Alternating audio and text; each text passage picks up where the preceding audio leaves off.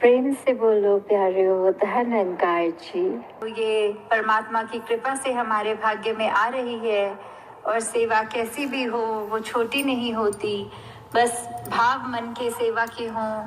ये तन मन धन जो है हमारा इस परमात्मा ने दिया है, और अगर इसको किसी तरह भी इसका सदुपयोग करते हुए हम मानवता के परोपकार के लिए लगा दें तो वाकई ही हमारा जीवन अपने आप ही श्रेष्ठ बन जाएगा। वो फिर हमको कोई उसमें उस तरह आर्टिफिशियली हमें कोई एफर्ट नहीं डालना पड़ता। वो सहज भाव वाली बात आ जाती है कि सेवा में फिर एक ये दिखावा नहीं रहता, वो सहज भाव आ जाता है।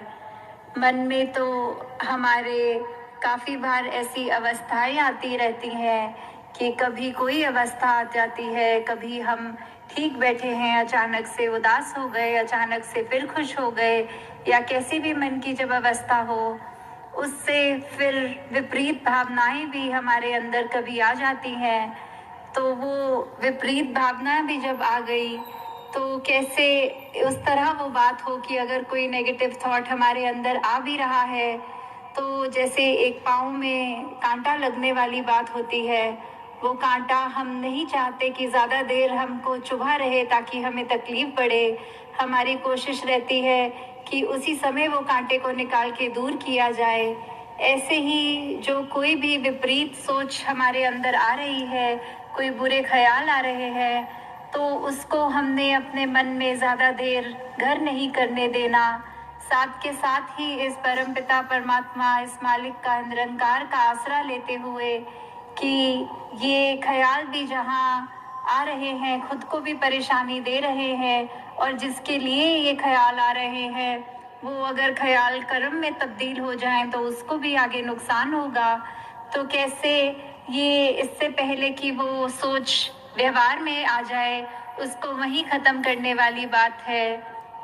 कैसे संतों ने यही सिखाया है कि हमें जहाँ शुरुआत अपने आप से करनी है, वो जो मन की अवस्था है हमारी, जैसे ऐसे ही ये ज्ञानेश्वर जी की भी वो कहानी हर एक ने सुनी होगी कि कैसे एक माँ अपने बच्चे को उनके पास लेके आती है और कहती है वो बीमार है, तो वो बच्चे को देख के कहते हैं कि अगले दिन लेके आइएगा, कल लेके आइएगा। तो जब अगला दिन हो जाता है और फिर से वो माँ अपना बच्चा उनके पास ले जाती है तो वो उनके बच्चे को कहते हैं कि तुम स्वस्थ हो जाओगे अगर गुड़ खाना छोड़ दो। तो ये माँ के ख्याल में आता है कि क्यों इस बच्चे को अगर इतना ही समझाना था कि ये गुड़ को छोड़ देगा तो तबीयत ठीक हो जाएगी। तो उन्होंने आगे से बात समझाते हुए कहा कि यदि कल आप आ जाते तो मेरे कक्ष में मैं अपने सामने गुड़ की थाली रख के बैठा था, फिर मैं कैसे उस मुंह से उस बालक को बोल सकता था कि गुड़ नहीं खाना, जबकि मैं खुद उस गुड़ का सेवन कर रहा था। तो कैसे संतों ने पहले खुद अपने कर्मों में सब एक अच्छी बातें ढाली हैं और फिर उसका प्रचार किया है आगे। फिर वही संत आगे ऐसे भी समझाते हैं कि हमने कुछ पा लिया है, जैसे मीराबाई जी भी कहते थे कि ये पाया जा सकता है, ये प्रभु परमात्मा।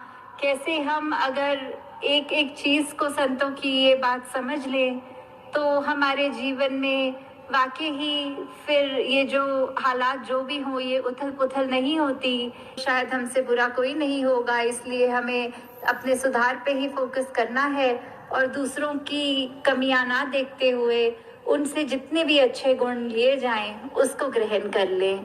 साथ संगत जी, साथ संगत जी प्यार से कहना धन्यंकार जी। साथ संगत जी दासी आप जी के चरणों में एक कहानी रखने जा रही है, कृपा करना साथ संगत जी। एक बार एक आदमी मर गया। जब उससे इसका एहसास हुआ तो उसने देखा कि परमात्मा हाथ में एक सूटकेस लिए उसकी तरफ आ रहे हैं। साथ संगत जी, परमात्मा और उस मृत्यु व्यक्ति के बीच वार्तालाप होती है। साथ संगत जी, परमात्मा बोलते हैं चलो बच्चे, वापसी जाने का समय हो चुका है। तो साथ संगत जी मृत्यु व्यक्ति बोलते हैं, इतनी जल्दी? मेरी तो अभी बहुत सारी योजनाएं बाकी थी। तो साथ संगत जी परमात्मा बोलते हैं, मुझे अफसोस है, लेकिन अब वापसी जाने का समय हो चुका है। साथ संगत जी मृत्यु व्यक्ति बोलते हैं, आपके पास उस सूटकेस में क्या है? साथ संगत जी परमात्मा बोलते हैं, बच्चे उसमें तुम्हारा सामान। मृत्यु व्यक्ति, मेरा सामान? आपका मतलब मेरी वस्तुएं, मेरे कपड़े, मेरा धन?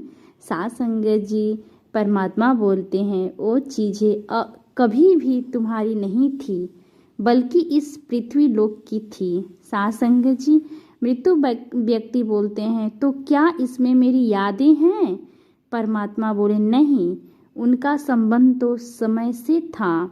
मृत्यु व्यक्ति बोलते हैं, क्या इसमें मेरी योग्यताएं हैं? परमात्मा बोले, नहीं, उनका संबंध तो परिस्थितियों से था।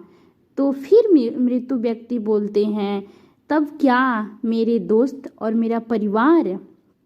परमात्मा साथ संगत जी बोल रहे हैं, नहीं, मेरे प्यारे बच्चे, उनका संबंध तो उस रास्ते से था जिस पर तुमने अपनी यात्रा की थी। तो साथ संगत जी मृत्यु व्यक्ति ने सोचे, तो क्या ये मेरे बच्चे और पत्नी हैं? परमात्मा बोले, नहीं, उनका संबंध तो तुम्हारे मन से था। मृत्यु व्यक्ति, तब तो ये मेरा शरीर होना चाहिए। परमात्मा बोले, नहीं नहीं, उनका संबंध तो पृथ्वी की धूल मिट्टी से था। मृत्यु व्यक्ति, तब जरूर ये मेरी आत्मा होनी चाहिए। परमात्मा बोले, तुम फिर गलत समझ रहे हो मेरे बच्चे, तुम्हारी आत्मा का संबंध सिर्फ मुझसे है। उस मृत्यु व्यक्ति ने आंखों में आंसू भरकर परमात्मा के हाथों से सूटकेस लिया और उसे डरते डरते खोला। खाली अत्यंत निराश, दुखी होने के कारण आंसू उसके गालों पर लटकते हुए बहने लगे। साथ संगत जी उसने परमात्मा से पूछा, क्या कभी मेरी अपनी चीज थी ही नहीं? परमात्मा, बिल्कुल ठीक बच्चे, तुम्हारी अपनी कोई चीज नहीं थी। मृत्यु व्यक्ति, तब मेरा अपना था क्या? परमात्मा बोले, तुम्हारे पल, तुम्हारे लम्हा, तुम प्रत्येक क्षण जो तुमने जिया वो तुम्हारा था।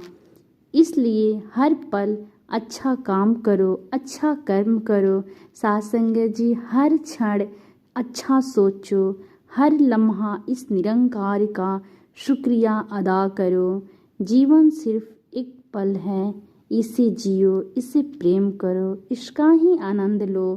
साथ संगत जी प्यार से कहना, धन्यवाद जी।